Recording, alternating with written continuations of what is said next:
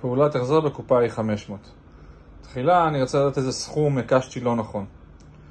בודקים את הסכום, רואים לדוגמה, הקשתי 1,200,000 לדוגמה.